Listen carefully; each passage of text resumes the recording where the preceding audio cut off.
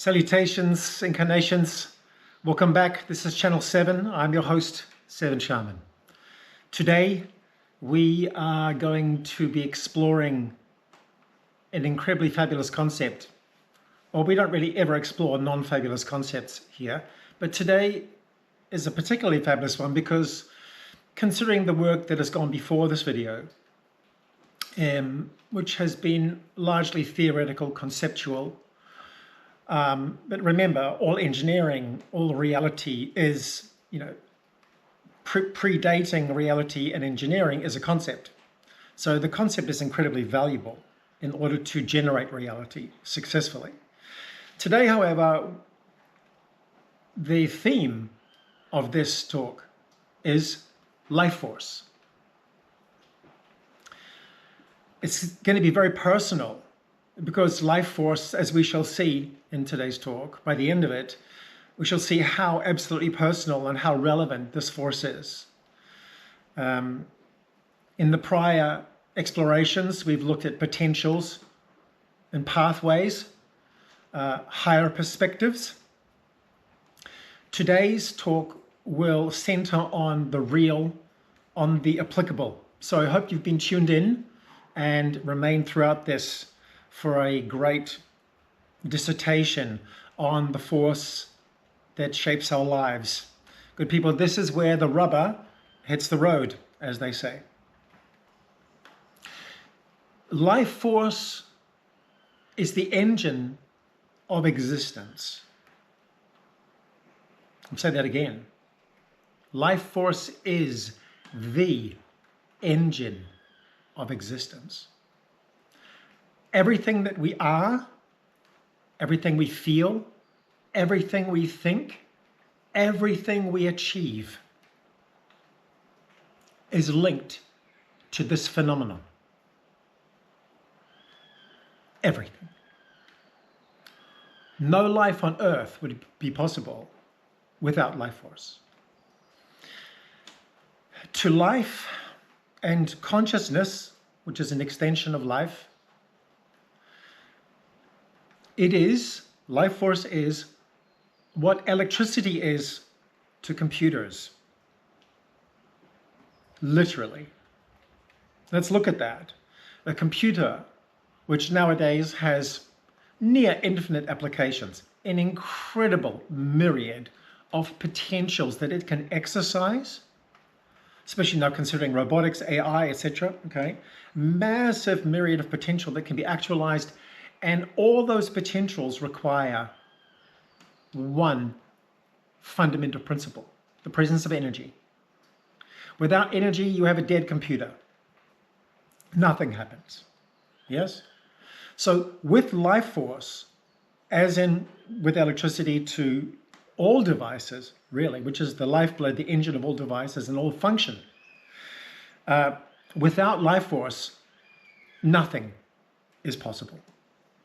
With life force, everything is possible. Now, this concept is new in the West, relatively new. It's been floating around sort of tenuously for a while, but it's relatively new in the West. We shall explore the people who have attempted to introduce this into our society and culture. However, in the Eastern traditions, the Eastern mystical and should we say, pre-science or science traditions of the Eastern world, it has been available and present and known since millennia.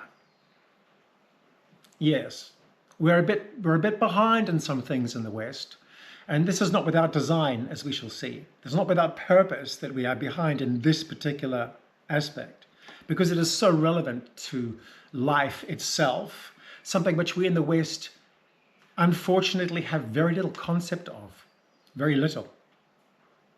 In fact, the concept that we were designed to have, that we should have, has been somewhat hijacked by interests that our ignorance serves. We'll go into that later. So, in the East, life force has been given various terms. Most common terminology and most familiar to probably most people is the word prana. comes from India and speaks of a certain force essential to convey life to the body, and basically the conveyance of life itself is held and defined as this force called prana. In other parts of the East, it is known as chi or ki. In Africa, it is known as tum. In parts of Africa, the Kalahari Bushmen, for example, call it tum. In Polynesian culture, it's called mana. Yes, mana. This intangible, very real aspect of life itself, manifesting specifically through the human realm. So, it is well known to us. But what is it? What is this word, however defined, however well used, however understood or not understood? What is it? Well, essentially, life force is a phenomenon that I would probably call the ethers. The ethers are the fourth density in this world. We are all very familiar with the three basic densities of solid, liquid, and gas. Yes, our periodical table is made up of exactly this delineation, this categorization of the elements from lightest density to greatest density. The more electrons and protons a substance has, the greater the density of that substance. Okay, so these three densities, solid, liquid, gas, are very, very familiar to us. And on the basis of our expanding understanding of these densities and the nature of atomics and chemistry and materials and things like that, we have built an extraordinary world of complexity. We have provided ourselves dwellings, all forms of technology to make work so much easier. Our work has become phenomenally rapid and effective and powerful in every domain of human life. Yes? Based on this simple understanding of these three concepts. Now, in truth, there are four densities in this 3D physical plane. And this fourth density is called the ether. And the name has been thrown around in the last 100, 150 years, but not much has been done with it. And it hasn't really come to the surface. It hasn't become commonplace. The reason for that we shall explore later. The reality, nonetheless, is that the fourth density does exist. And this fourth density is, as we can see from solid, liquid, gas, we go from very dense to less dense, although water is pretty dense, but still much less dense than a rock. And from water to air, another level of density on top, less than that. And air itself makes another jump into the fourth density, the ether, the etheric, okay? And that is why it's so tenuous. It's so ephemeral. It is very, very hard to capture, measure with the technology we have built based on the three prior densities, which all our technology is an extension of these three densities. Yes? In addition to the radiomagnetic, radio frequency and electromagnetic bandwidth, which we've captured and also begun to use, which, forms an enormous percentage of the technology we have created today. So this fourth density, by the way, this technology will be able to be developed and aligned to being able to perceive, register, and register the existence of this fourth density. And we're almost there. This talk is coming today most timely because our civilization, hopefully, is on the verge of the discovery of this as a scientific concept. So, the fourth density, the ether, is the missing equation for us. It is truly a missing equation, the absence of which has led to all manner of mishaps, confusion, and uncertainty as to the nature of our existence, our connectedness to life, how we are connected to life, what is life itself. It still remains a complete mystery to science, what life is. When a sperm enters an egg and life begins to unfold, it's still to science a complete mystery how this unfolds, how the cellular division unfolds in the most perfect way to build up bodies of trillions of cells with immense organizational coherence inside themselves. The cells divide and become parts of organs that then form a placement and connection to other organs, and all form this great organism built of trillions of cells that works together to house us.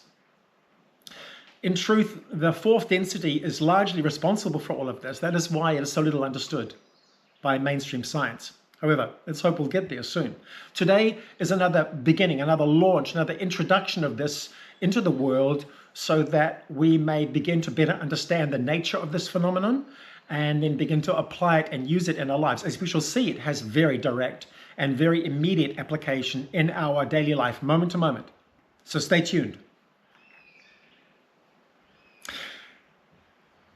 The fourth density at the very top of this 3D world is in fact a matrix, a field that is comprised of both third density and fourth density, as in fourth dimensional. So the fourth dimension, as we know, is a superluminal phenomenon vibrating at faster than speeds of light. It is the realm of the soul and the realm of all inorganic intelligence that runs on this planet. The ethers are nature's bridge, the bridge between these two realms. Just like our endocrine system inside the body is itself a receiver and transmitter of faster than light frequencies, which we call feelings, and we feel them in the body.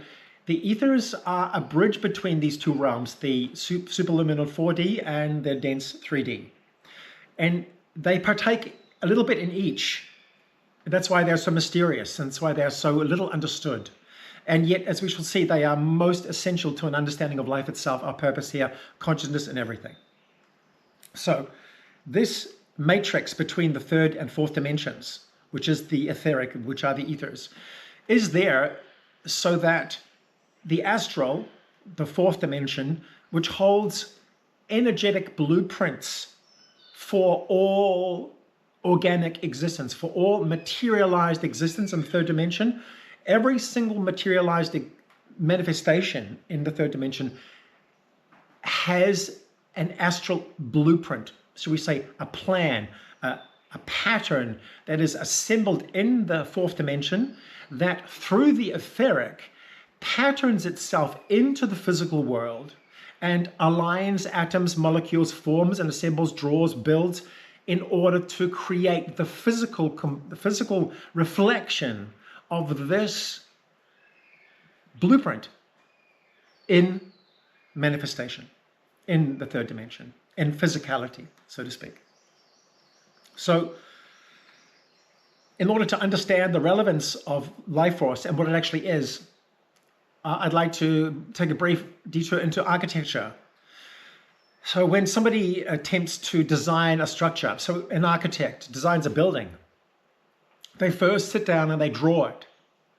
And the greater the building, of course, the more complex the drawing, because the drawing must ultimately reflect everything that is going to become manifest in the outside world, outside of his head, outside of his plan. It's the plan by which the builders will build the structure as it is on the plan, and the beauty of the plan and its integrity and its complexity, if followed, will give rise to a perfect reflection of that concept in the physical world.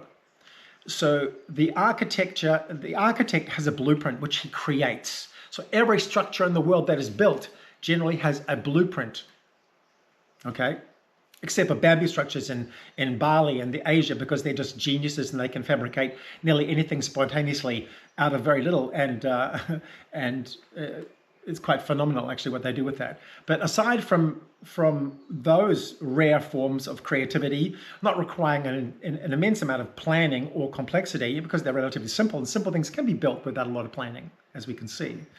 The complexity of life requires a blueprint so that it can be applied to manifestation and produce itself inside it, okay? So, life force, the etheric realm, in particular life force itself, is a pattern. It is a structure.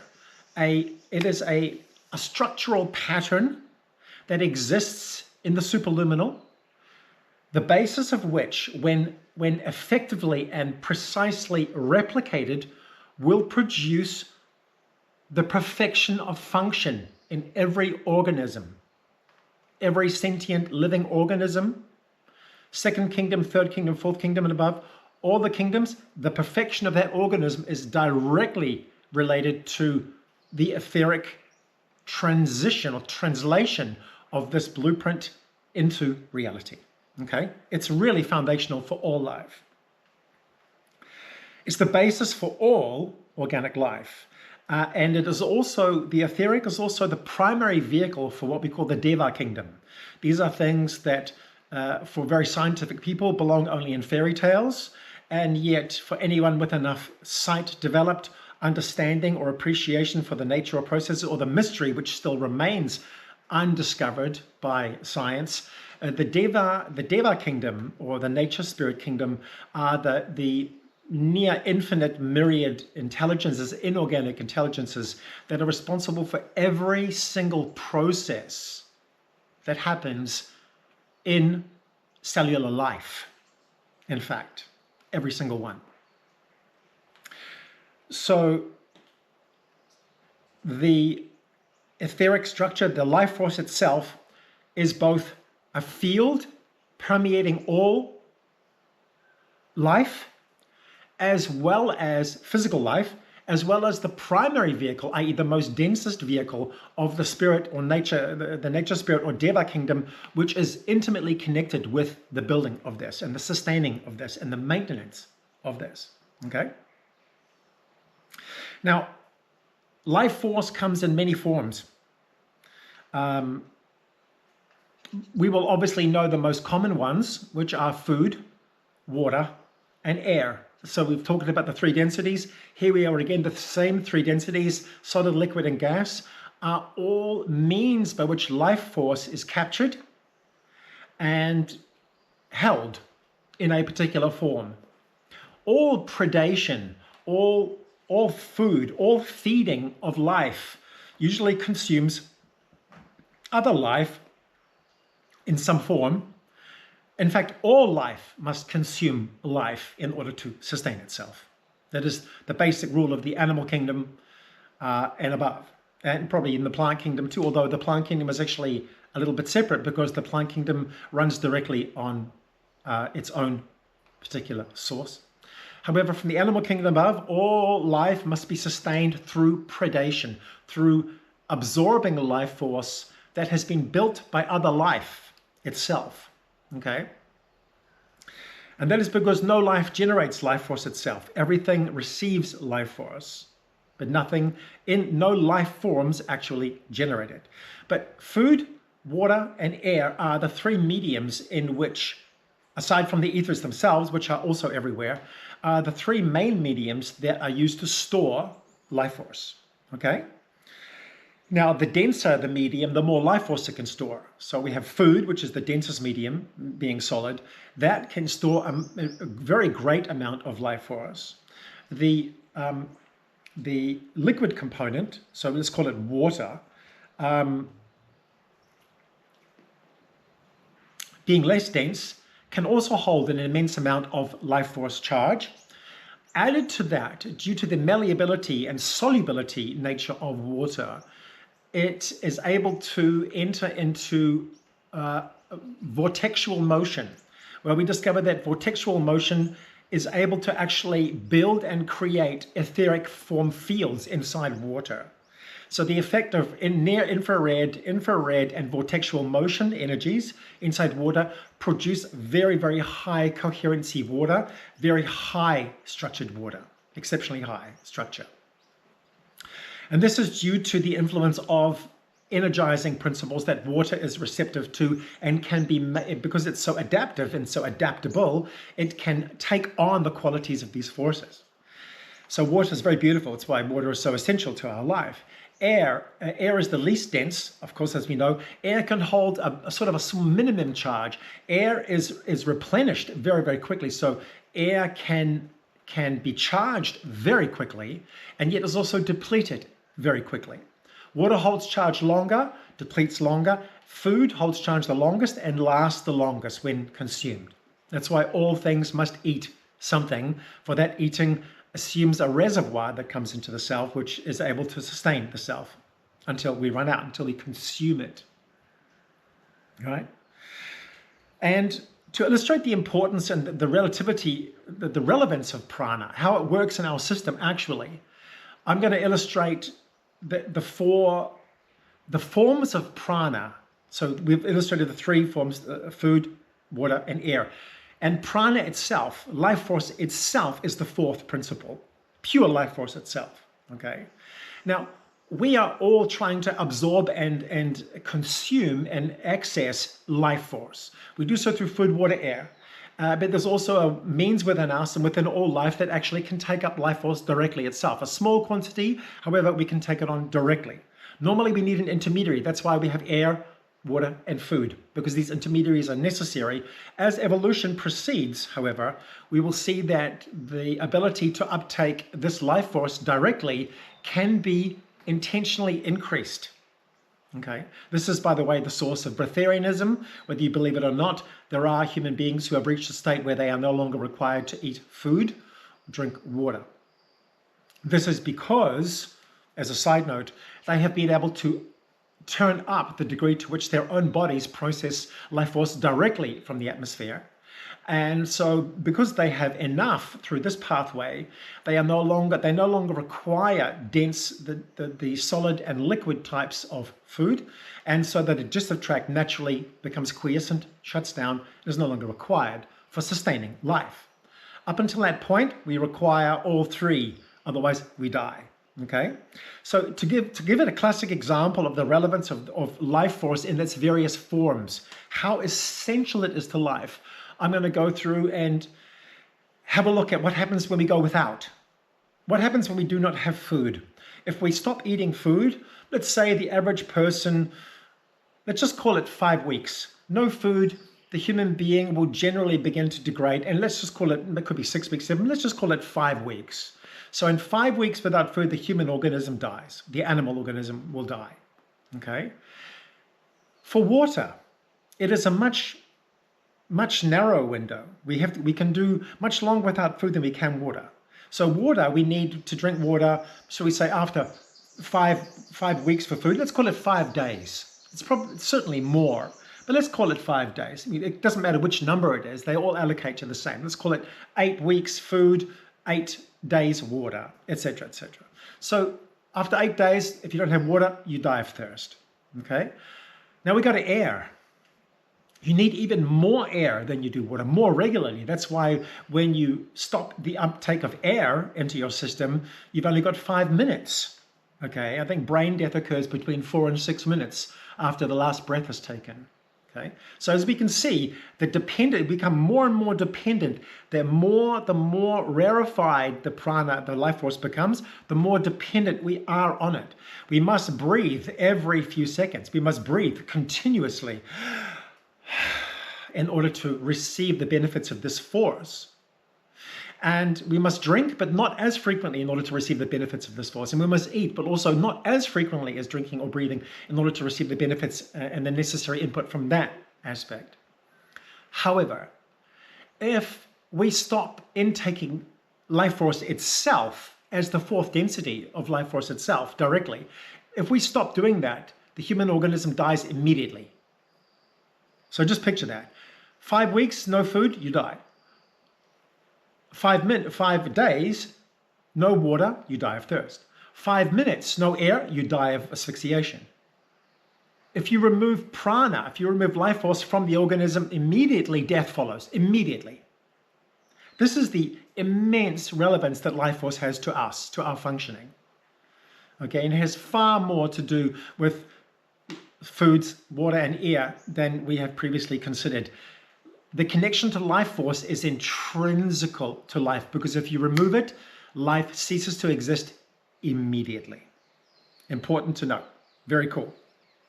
So there are only 2 sources of life force in the world. Only 2 sources. Thank heavens, life makes it pretty simple for us to deal with it and even understand it. Only two sources of life force: the great reservoir, I call it, and the personal reservoir.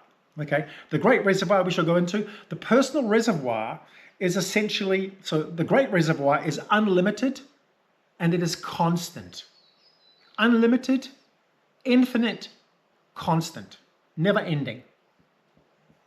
The personal reservoir, which each life form carries, oftentimes as sugar, glucose, and various chemical forms in our bodies which maintain life, oxygenation in the blood, all these kinds of things, which are the physical chemical components of prana's reality. And prana cohabits with, remember, every atom. With every atom, the ethers are superimposed over every atom. So prana is everywhere. Life force is everywhere, connected to every atom. Everything you breathe, everything you drink, everything you eat is pranic, is life force imbued. And so the finite force, which every life, every individual life carries in itself, a storehouse of this energy, is there because without that storehouse, should that life be separated from the totality of life itself, from the life force source, from the great source, the great reservoir, should it be separated, it would die immediately. Okay, so in order to prevent that, life's very wise and provides each form of life, each life form, each individual life, a certain reservoir that it may draw upon when, should the levels of ability to uptake life force itself, should they fluctuate and or drop or lessen, life itself has a means by which to sustain itself until it can reconnect again to the great resource, the great reservoir, the infinite reservoir, okay? So it's not as if our personal reservoirs are sources of life force for us. They are more gatherings, accumulations of life force that we hold in our systems, readily available should we need them. So there is actually only one source of life force on the planet, and that is the unlimited constant one. Now, science, Western science, along with the economic forces, which have for a long time dominated science, and today most certainly completely do, have seen fit to be willfully ignorant.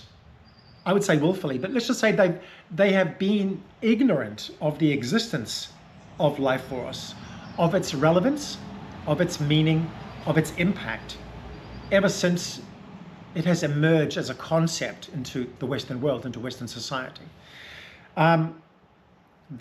So science therefore tends to dismiss everything that it has not already verified with its own principles. So science is inherently dismissive of life force, and because of that dismissal, it is relegated, unfortunately, to the realm of speculation.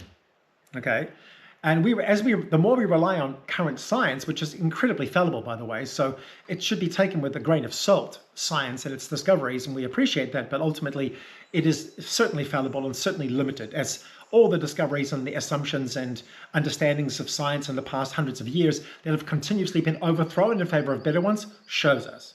Okay, so science's current status as feigned indifference and or ignorance of life force as a tangible reality leads us to only be able to speculate. So unfortunately, in order to confirm its existence, we are forced to turn to less scientific phenomenon to establish its existence. And for this, I will turn to a mode of perception that a few human beings have managed to acquire and develop within themselves. Especially over the last 150 years, there have been a few people who have cultivated this ability, which we call clairvoyance. Now, clairvoyance is the ability, it's like the sixth sense. As we know, we have the five senses: sight, smell, hearing, taste, touch. And yet there is a sixth sense. Everybody, speaks of the sixth sense, the sixth sense, the sixth sense.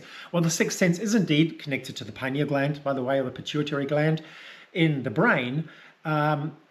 Once this is developed and or evolved accordingly, nurtured accordingly, it develops a sensitivity that allows phenomenon to be registered. So beings who have cultivated this ability have registered the phenomenon which we call life force. Okay, this life force, which they declare from their own perceptions, is universal in nature, What that means is that the same life force that runs through a plant, through an amoeba and a bacteria, is the exact same life force that also runs through us. It is the same force, the same life itself. That is what it means when they say in the mystical traditions, all is one. All life is one, because life force is life, and life is one. There is one life in existence. Can you begin to see how relevant this theme is? How important life force is to our understanding of ourselves in existence? Because its understanding will allow us to truly bridge and understand all life itself as being common to itself and connected, intimately connected.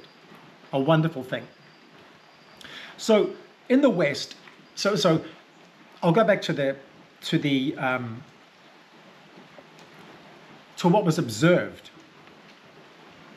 No, I'll come to the observation of what actually life force is later.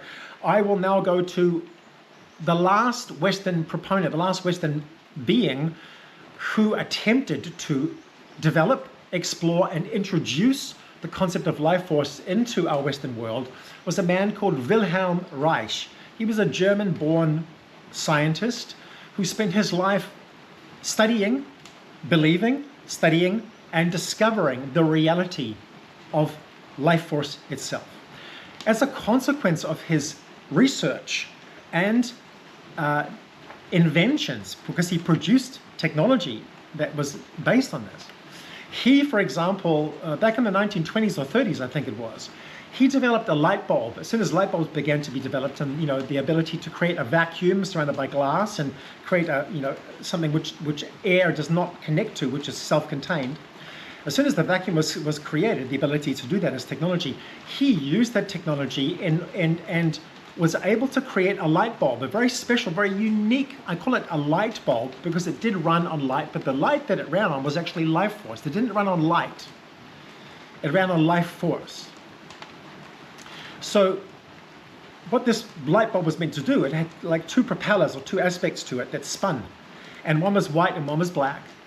And basically, whenever he would point this light bulb or the propellers on it towards anything that lived, the blades would spin. They would show a spin. And the more life force that was present, the more it would spin. When he turned, one of the discoveries he made, of course, in the time, was that if he turned this towards fluorescent light, which had been discovered at the time, fluorescent lighting, the bulb stopped. It stopped moving. His conclusion was that fluorescent lighting is anti-life, because in the presence of life, this thing moved, and whenever there was life force flowing and moving and registering, this blade would turn. And yet, whenever he would turn it towards fluorescent light, the tubes, and the modern version of that, which is the LED, very important to remember, LEDs are the modern versions of fluorescent tubes. As far as light quality goes, no life force, nothing, zero. In fact, he discovered that it actually absorbed life, that it actually ruined life force, that it was a degradation principle. This particular emanation, this technological emanation, this which we call light, fluorescent or LED, was actually able to mildly absorb and ruin life force itself. Very interesting phenomenon. Now, a brief history of him. He went over to America to continue his work, which he considered America to be a place of, good fortune and open research and, a culture that would embrace his work. He did many patents and basically came to the point where he was ready to actually make his work properly public through patents and books and science reviews and have it examined by the world at large. What happened then was an extraordinary case of book burning, which we only know from back in the 15, 16 or 1300s in the Middle Ages, even back to the 400 or 500s AD, when the powers that be, feeling threatened by certain bodies of knowledge that were in printed form, consecrated these bodies of knowledge to the flames so that they would no longer exist. It suited their purposes to do so. They considered these works heretical or lies or whatever false terms they applied to it to justify the destruction of this knowledge. However, another form of this took place in the middle of last century in America. unprecedented, because this phenomenon had not taken place for many, many hundreds of years. So nobody could expect this. And yet this man, Wilhelm Reich, in his entire work, was seized and destroyed by the US government. Seized and destroyed. And he became ultimately discredited, completely discredited in his work. And the public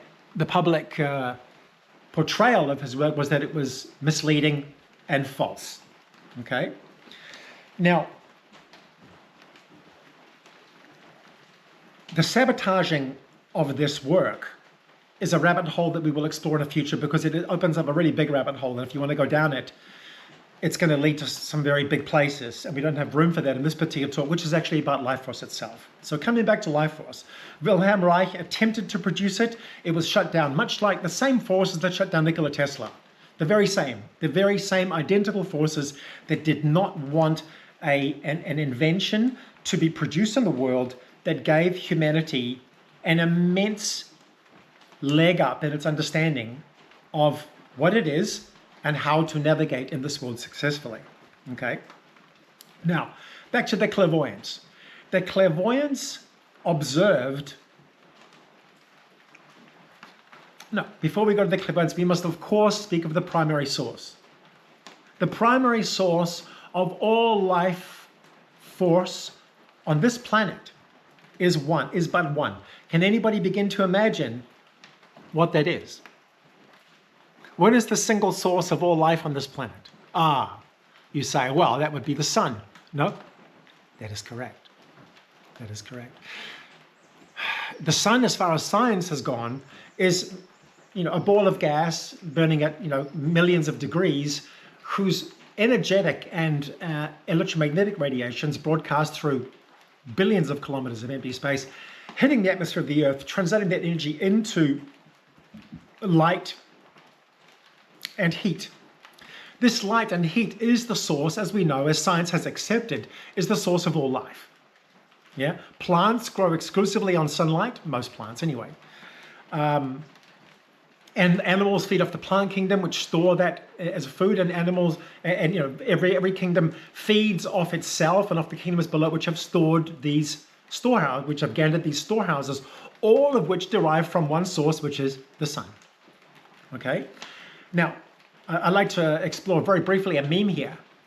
And it's a really interesting meme and really good because of, which I will get into. But the reason I'm exploring this meme is because the hubris of Western science is such that if it hasn't discovered it, it isn't real. If it hasn't confirmed it, it's dismissive of its existence. Okay? So the sun is considered to be merely a ball of gas emanating heat and light. And that's the source of all life. Nothing could be further from the truth. You see, the sun, as we've explored in my previous video of the many kingdoms, there are 7 kingdoms, there are 7 octaves of existence, 7 great families of vibratory frequencies that hold consciousness, until the 7 themselves encompass all. Our sun emanates in all 7 dimensions of existence simultaneously. In the 3rd dimension, its emanation is heat and light. Okay, only in the 3rd dimension.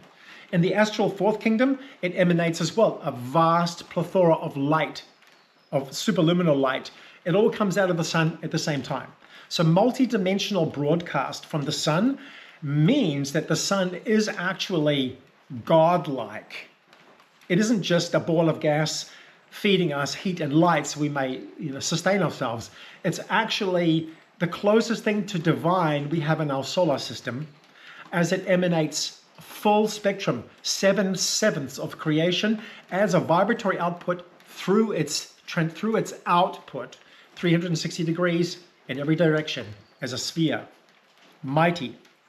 Coming back to the analogy, and this meme is pretty good. So that's our Western understanding. Contrast that with this amazing meme, which highlights the hubris and superiority and smugness of the Western world in its discovery of certain groups or certain grades of technology, which has placed it above other races, other human races, and therefore use them to dominate and create civilization, to basically enslave and or take over other human races, much like the animal kingdom does. The human kingdom has been functioning like that. And it's used every technological advance. It's basically weaponized every single technological advance.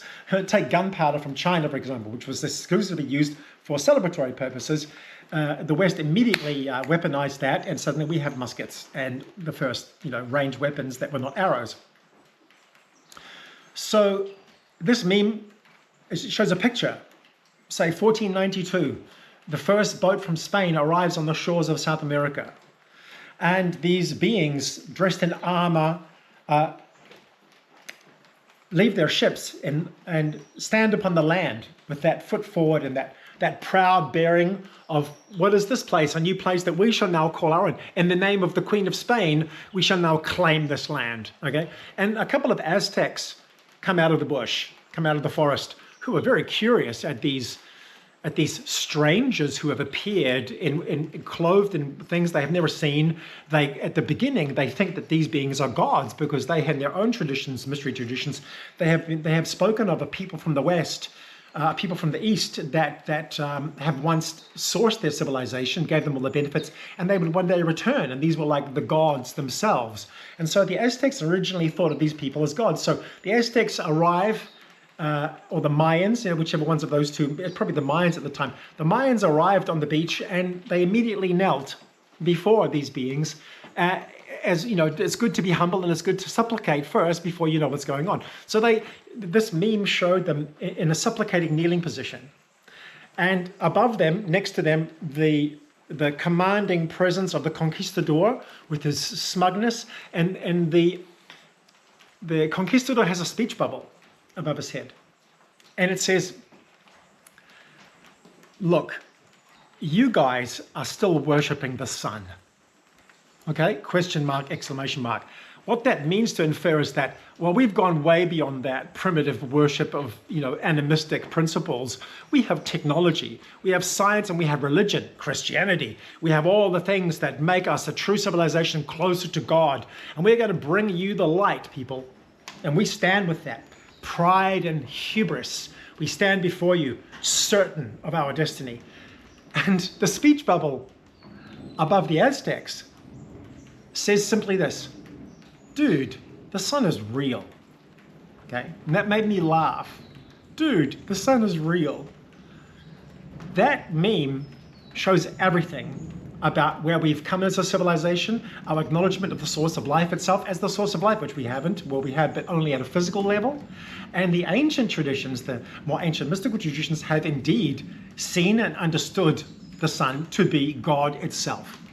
In Egypt, it was called Ra. I mean, nearly every pre-Judeo-Christian religious tradition understood the sun to be the source of all life. These people weren't making up stories, guys. They weren't just going, oh, let's just call it the sun and put everything into it.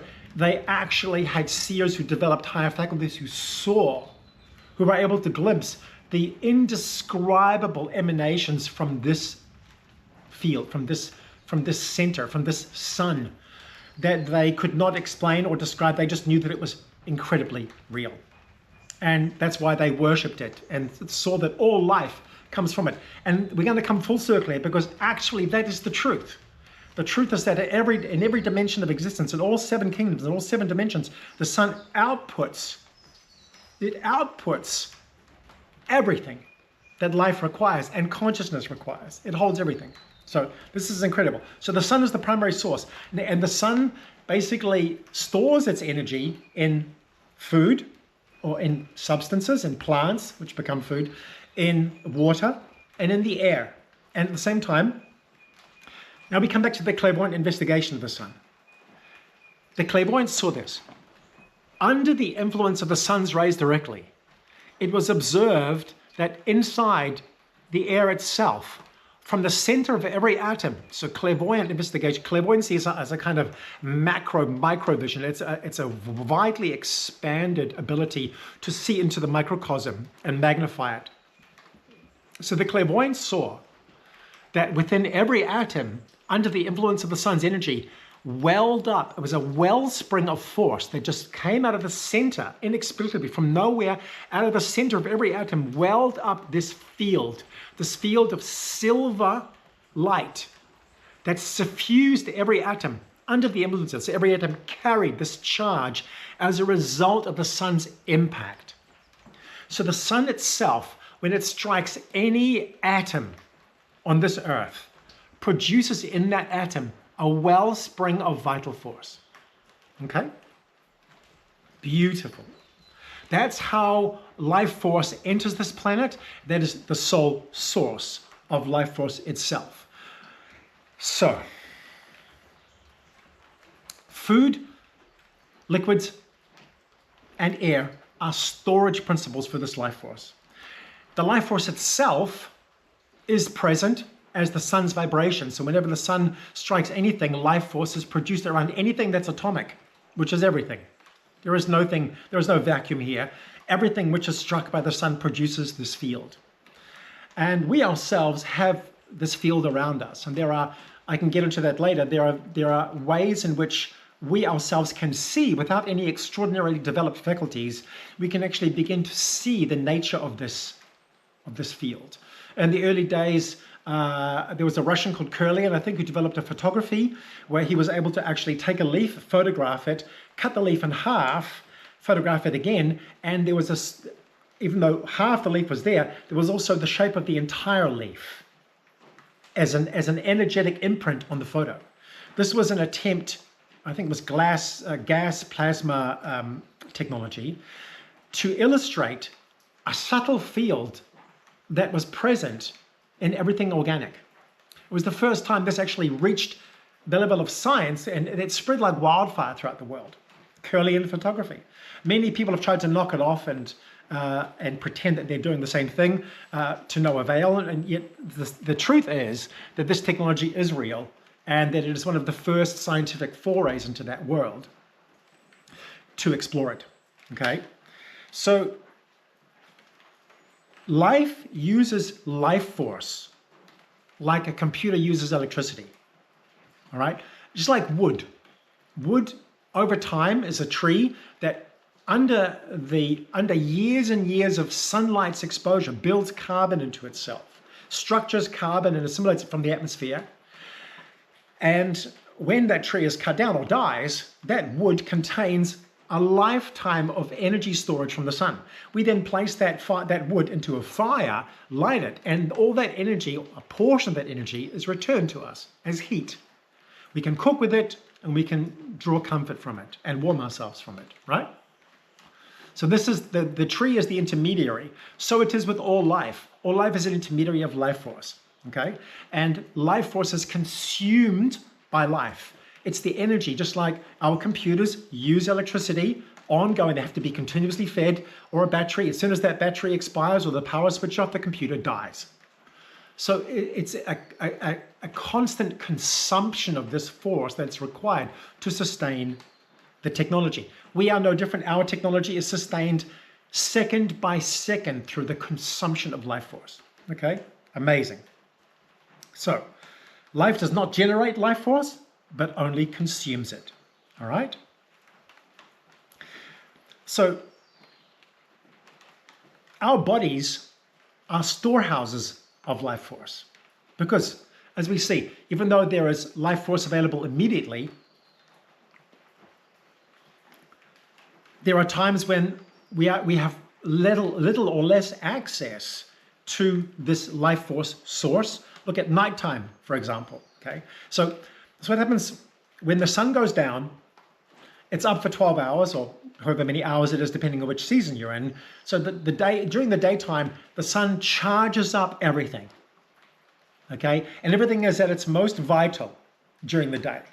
And then as soon as that sun sets and the sun's rays, disappear from a particular surface of the earth that is turning, as we turn away from the sun, that part which comes into shadow then has a remnant of life force left in the entire atmosphere. Every part of oxygen, every part of the air, all the water, all the solids contain prana, still contain life force still. And this is what all life then throughout the night uses to sustain itself, the remnants. And this is the famous 4 o'clock, 4 a.m. slump. If you've ever stayed awake at night, you will notice that as the sun, goes down, you've got plenty of energy, and as you go, you get pretty tired as the evening progresses. But if you push through, for whatever reasons you have to stay awake, you have this immense slump at about 3 to 4 o'clock in the morning. Okay, this is no surprise because all of life most of life is resting and consuming a tiny amount of life force. Not the normal amount when it's in activity mode. When it's in resting mode and recuperation mode, life still uses life force, just minimal. But we find a point where the actual life force itself becomes so little, especially through the air, okay, that we ourselves experience a slump, like an extremely tired, exhausted moment that you have to push through to get through, okay? So that explains the 4 a.m. slump is the fact that life force stopped getting produced 7 hours ago. And as the sun rises again, the same effort comes and the same energy broadcasts again and everything is supercharged. Okay? Look at the sun a different way. It's an extraordinary thing. People worship the sun in ancient days. We will worship the sun again. I guarantee it that we're not there yet. So, how it works in our bodies. We uptake prana through the air, through our lungs, but also, and most importantly, through our nervous system. And in particular, through the nerves, the olfactory nerves in the nose. These nerves up here are bunched and produced, configured in such a way that any air passing through the nasal passage passes right past these nerves.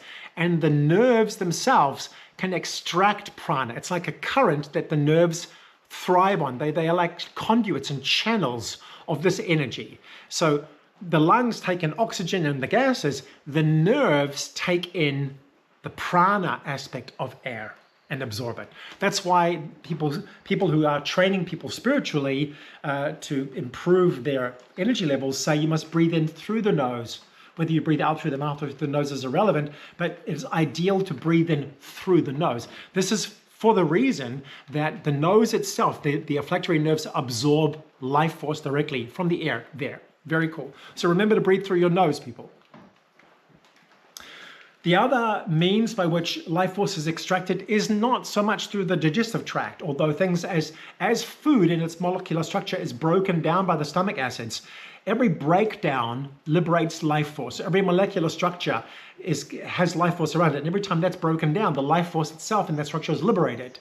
And wherever it's liberated, it's absorbed. And so in our stomach, we have the means to absorb some of that. However, most of the life force, or not most, but much of the life force that we take in through food, or that enters our body to the digestive tract, is actually absorbed by the nerves in the teeth.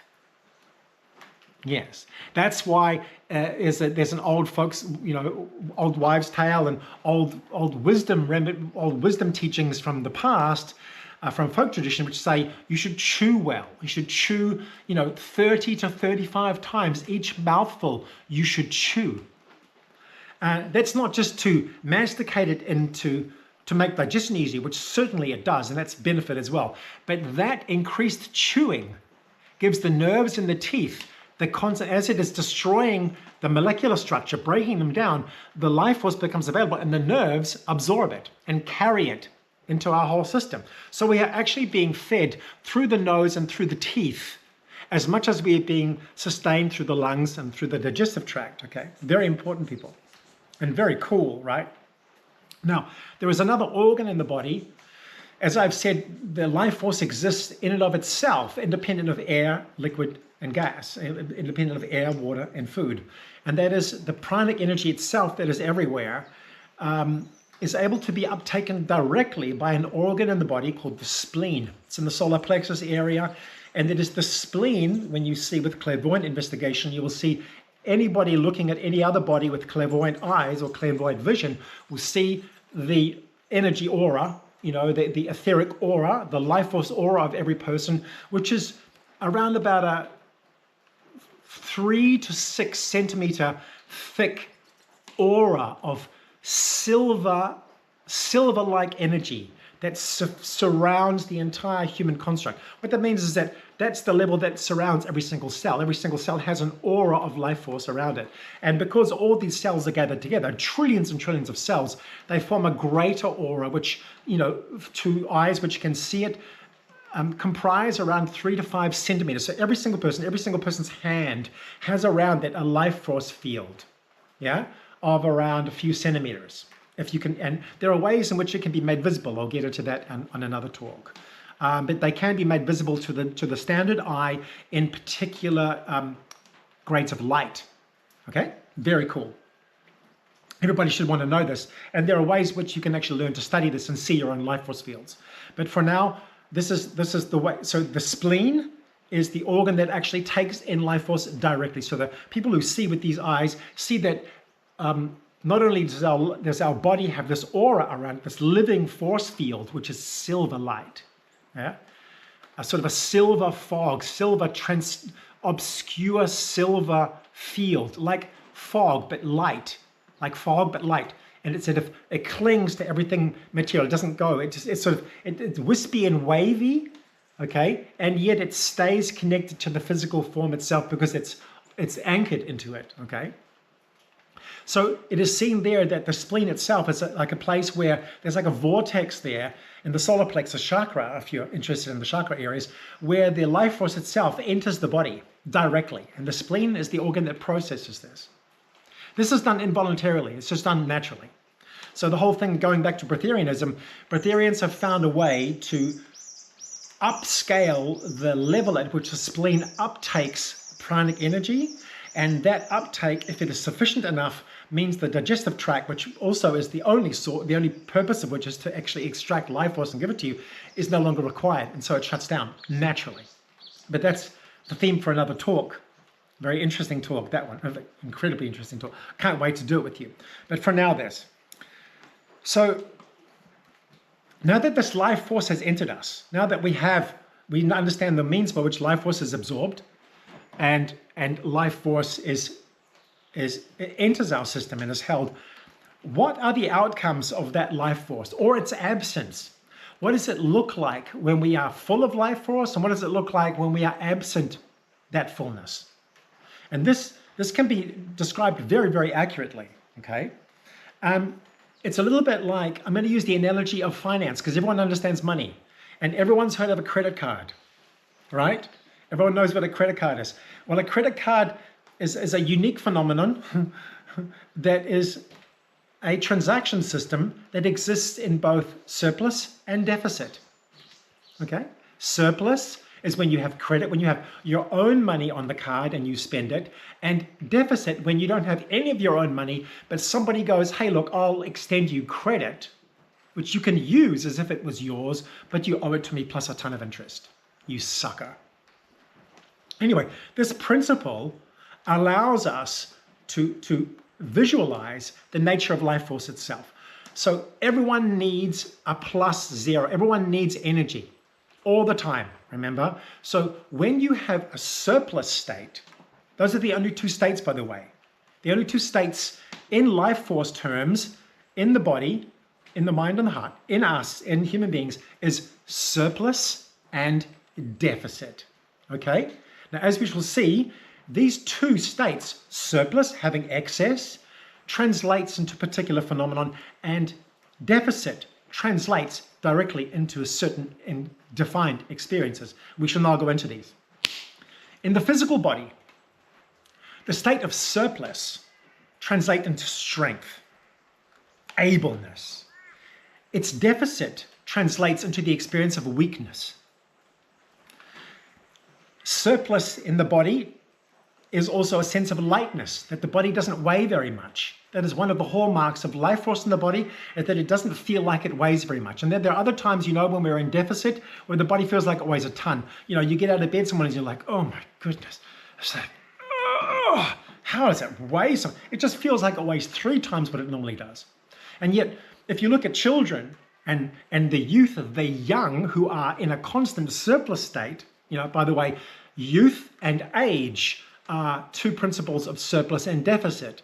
When we are in long-term deficit, we call that aging, we call that old age. And when we are in a constant state of surplus, we call it youth. And so the youth is blessed by this great constancy of surplus of energy, okay? And so the youth spring around. Look at animals when they're newborns. They bounce and run, and there's no limit to the energy that they seem to have. And so it is with all young, because this life force, which is in surplus, rules the sense of weight that bodies have. Beautiful. So the more life force there is, the more weightless your body will feel to you. And the less life force you have available, the more you go below that. As soon as you go below, or in fact, as soon as you get from this great surplus down to approaching zero and going below, the heavier the body gets and the more harder it is to move. Up until the point where if you're in a hospital bed in great deficit, you find it hard to move the body at all. You can't even get out of bed. Hospital or not. Let's hope you don't go to hospital. It's a bad place. So this is the spectrum, okay? Wakefulness, being awake, is a surplus state. Being tired is a deficit state. Growth is a surplus state. Retardation, retarded growth. No, the opposite of growth is a deficit state. Health, the most important. Health is a surplus state.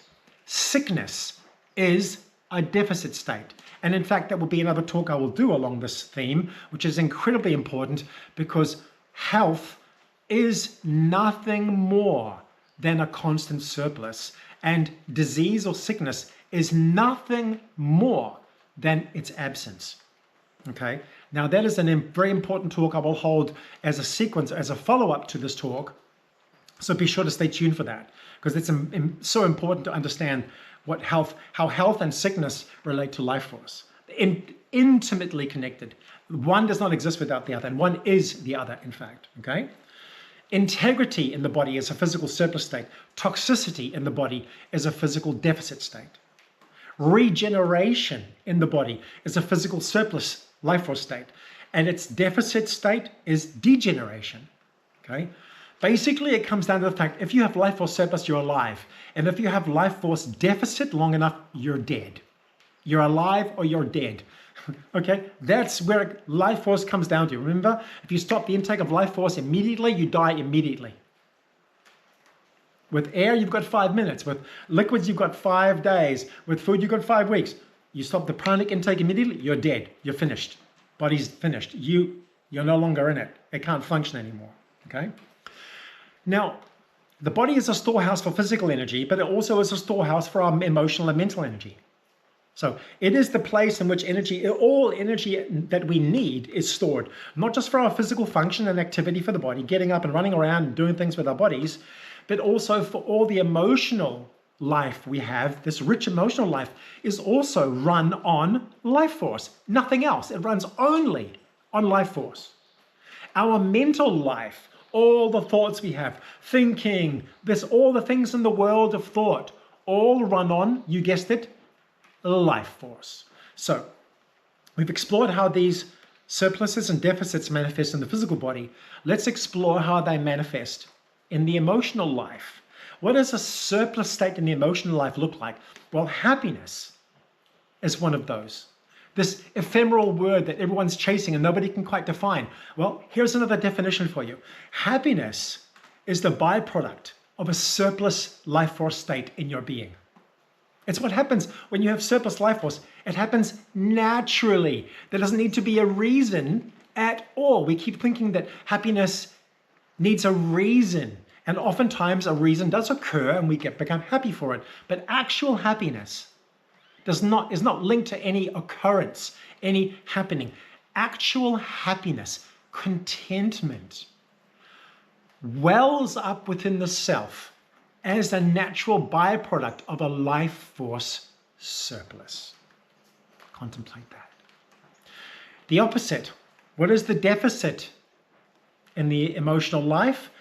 That is sadness. You're sad. Yes, we say, oh, we're sad because.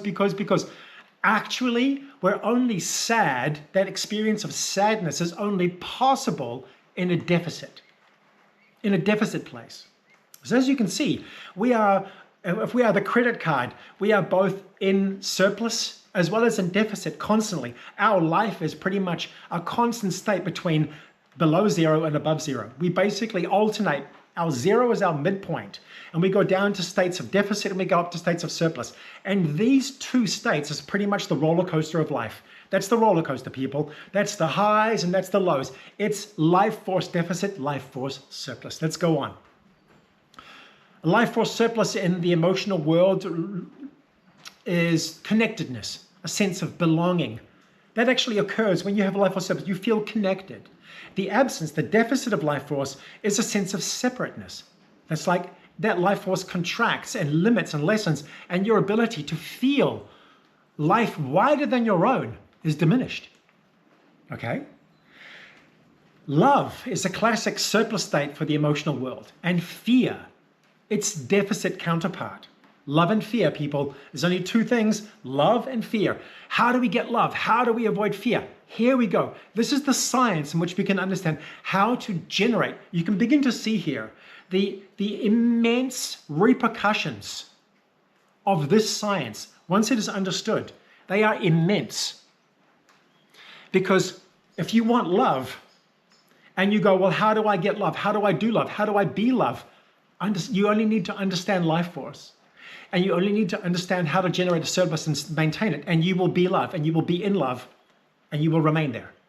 This is the great goal of spiritual evolution, why human beings go through all the experiences we go through, why we go through the highs and lows and the highs and lows and ups and downs and ins and outs, in order to understand how to do this, ultimately, before we die. My work is in support of this process happening before we die, so we can actually make some use of it before that happens, and our lives may benefit from it, okay? So love and fear, surplus and deficit, nothing more. Resilience, emotional resilience, the ability to handle when life throws stuff at you, is a surplus state. Emotional sensitivity, that same apparatus within us that is resilient when it is in surplus state, is sensitive, overly sensitive, susceptible in a deficit state. The same mechanism of response and feeling is a curse. What was once a blessing is now a curse. So this blessing and curse is nothing more than surplus and deficit. Okay? What is a blessing is a surplus. What is a deficit is a curse. Those two words can be just reframed as surplus and deficit. Right? Another thing in the emotional world that is a surplus state is generosity. If you are feeling a surplus state emotionally, your energy will be generous. You will give of yourself generously, because that's what surplus state does. It just goes, here we are, I've got plenty. And like, imagine it to money, be the credit card. Imagine you've got $1 billion in there, $1 billion in that credit. Suddenly $1 billion get dropped into that card. Well, you're going to walk around and spend money willy-nilly, and you're not even going to notice it. Whereas when you're at $500 plus, and you are alternating to below zero and just above zero, you had to watch those dollars. You had to watch every $100, you had to watch every $10. You had to watch every expenditure, because you knew every expenditure would drop you closer to zero. And that zero, oh my goodness, you had to watch everything 4 times more. Credit anxiety, because you know some part of you feels and knows that you're in deficit and you can't afford to be doing this, but luckily you still can, because life creates a storehouse, remember, you can draw from without dying. That's the storehouse. You're dipping into the storehouses of energy inside you. Kundalini is one such storehouse. It is the storehouse of energy put into us at birth that is going to last our entire life. And a tiny bit of it is meted out every second of our life. Constantly, the Kundalini is gradually pulsing some of its energy up the spinal cord to infuse and energize our system. Okay? Kindness, another surplus state of emotion in the emotional world. Kindness, being kind, that's a surplus state. You find people who are unkind, that's a deficit state. It's that simple. Surplus state, deficit state. Amazing. Let's go to the mental world. In the mental world, we also have a whole bunch of things that are surplus states and deficit states. One of the first ones that occurs to me is optimism. Optimism. Optimistic people are people that are nothing but, no matter what their understanding or what their outlook, they are in a surplus state. Surplus state. That's optimism. Yeah, things are going to go great. No problem. Things are going to work out. That is a life force state of surplus. And what's the deficit state, of course? Pessimism.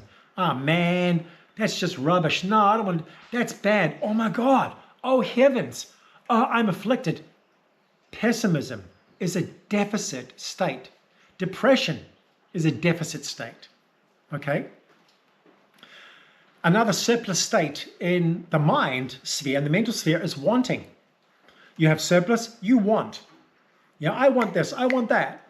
In the deficit state of the mind is need. Need. I need this. I need this. That's below zero, and you need money to get back to zero. You need some currency because you're below zero and you need, baby, you need it now, and you'll do anything. It's in the desperation of below zero that most human crimes and predation actions happen.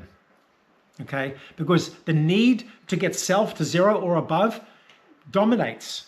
Whereas above zero, there is some room to help others who are not so fortunate. That's all the surplus state is. The means to help others without costing you, as long as it doesn't make you reach zero, it doesn't cost you anything. It starts to cost you, really cost you, when you give and you go below zero, or you're below zero and you keep giving or having to give. That's need. I need. There is no freedom in need. There is freedom in want. I want this. I can choose it or not. I want it. Be nice. You want to action it. That's what surplus does. It can go towards the actioning. Need is like non-negotiable. I need this. Conviction is another surplus state in the mind.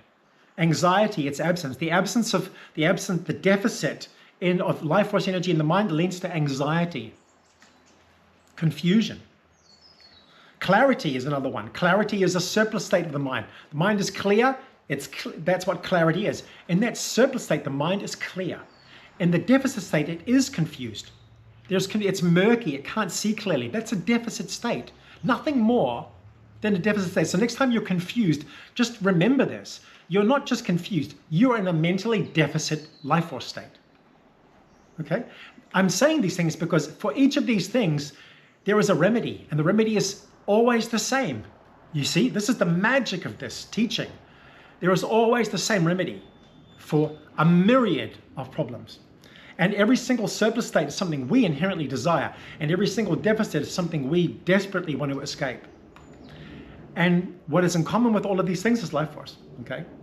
The ability to create is a mental surplus state. Creating, that's surplus. Consuming is a mental deficit state. Mental deficit, consumption. Okay? Yes, we are a consumer society. That says a lot about us, doesn't it? Funnily enough, it's ironic that the world has turned consumerism into a privilege and into something to be desired and aspired towards. But in truth, consumption, which was a disease 100 years ago, which was called tuberculosis before they named it so, it was called consumption because it consumed you, this disease. Okay, so when we consume this terrible misnomer or this inverted use of language where something terrible has been turned into something positive, it's part of the construct that our modern civilization has intentionally put before us. But the reality is you consume, you're in a deficit state. Awareness is a surplus state. Ignorance is a deficit state. So we can begin to see quite clearly through all these surpluses and deficits how our entire lives are ruled by two simple principles, surplus or deficit. As a consequence, there are only two kinds of people in the world, and we ourselves can be both those kinds of people. And on any given day, okay, we can reach up and we can fall down, you know, above zero, below zero. If you're running at a very close to zero, you're going to be just above, just below. It's very easy to cross over and have the experiences of elation, depression, you know, abundance and scarcity. Abundance and scarcity, there we go again. You know, it's very easy to do that. However, once you understand life force, like many people have understood money, and money is, if only people used their wisdom and intelligence they applied to money and making money, which is exactly the same system of surplus and deficit. Nobody wants to be in debt because deficit is debt. Debt means you owe someone what is yours. You owe it. You're a slave. You're a slave. But when you have surplus, you have potential. When you have great means, you can exercise power. Wow, there's an incredible analogy there, people. The human race has only so far applied its intelligence and ambitions to energy in the monetary, in the financial sphere. Yes, sadly, to its own detriment. That's why we're wealthier than ever and sicker than we have ever been. Sicker than we have ever been. So it's time now to spend some of this understanding, to spend some of this energy we so readily spend on the financial world and start to apply it with the aid of this science that I'm presenting to you into the world of life force itself. And the talks that shall sequence to this will be deeper explorations of how to do this. Okay? So there's only two kinds of people in the world, givers and takers. The longer you are above zero, the more you get to be a giver. That's what givers are. Givers are just people who have abundance. And yet in this physical world, when in the terms of money, the great abundance that comes through acquiring and acquisition and staying way above zero. Billionaires are like miles above zero. They don't even know the word zero. They don't even understand what a deficit is. Okay? Because their net worth is billions. They should normally, as a result of that state, if they were sane, if there was sanity present instead of greed, they would give of themselves. They would give of this great abundance and give thanks. Sadly, the spiritual component of appreciation of this great abundance, which produces generosity naturally and gratitude, is completely missing. Instead, the single-minded focus on material wealth and welfare is predominant, and the selfish me comes to the top, and I acquire, I hold, I dominate, and suddenly with all that money comes power, and power is an addiction, just like drugs. So money is not used to spend on those who do not have it, unfortunately. It is used to acquire power to influence those who do not have it. This is why our civilization is failing. And every civilization that came before it has failed for exactly this reason. True abundance was never shared. It was held and used to hold power over those that did not. Which is actually no true surplus. It's actually a focus on one aspect of life at the cost of every other real aspect of life that matters. And these people will see on their deathbed that all the things that they have acquired mean nothing. For they are no longer going to be here much longer to use them. And they begin to see and understand things they should have understood a lot earlier. And they would have lived different lives, and they would have had quite a different impact on life had they done so. So, givers and takers. We are both givers and we are both takers. Understand this principle. I will close this talk nowish. Seeing as I've presented to you the complexity of human life, its ups and downs are just two simple states. Contemplate this, please, to your benefit. Study these outcomes. All of them are integral. They're integral parts of our daily life. Now under the lens of surplus and deficit, credit or debt. Which one are you operating in? Okay? And understand, in the future, I will speak to how to define these and how to work with these actively, how to use your consciousness, your energy, your ambitions, your actions, your intentions towards manifesting this power. Just like financial specialists will teach you how to make money when you go to their courses, I will teach you how to use life force to master your life. The quality of your life will rise immeasurably as a consequence of this. Every meaningful and impactful experience of life is a function of the presence of one of these two states. It is that simple. I will leave you with these thoughts to contemplate and become familiar with. The next video, I will explore these themes much deeper. This is only the beginning, the exciting beginning. In the meantime, dear friends, enjoy the sun. Revere life.